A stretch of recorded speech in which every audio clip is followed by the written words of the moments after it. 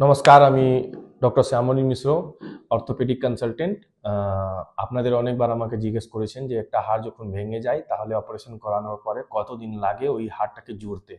তাহলে এই প্রশ্নের উত্তরটা এত সহজ নয়, কেন কি তো যে হাড়টা জোড়ার ক্যাপাবিলিটি হয় সেটা অনেক জিনিসের উপর ডিপেন্ড করে, যেমন এজের উপর ডিপেন্ড করে, পেশেন্টের সুগার আছে কিনা, প্রেশার আছে কিনা, তার সঙ্গে পেশেন্টের যখন অ্যাক্সিডেন্ট হয়েছে তাহলে ওর উপর কতটা সফট টিস্যু কভার আছে।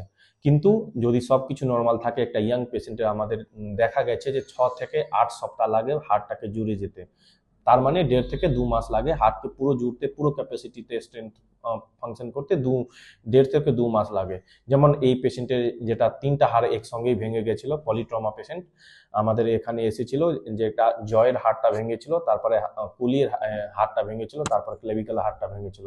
তাহলে আমাদের ওই দিনই পেশেন্টকে অপারেশন করেছি 2 তারিখে, মানে 2 অক্টোবরে আমাদের অপারেশন করেছি, যেটা অপারেশন এক্সরেতে আপনার ডেটটা দেখতে পারবেন।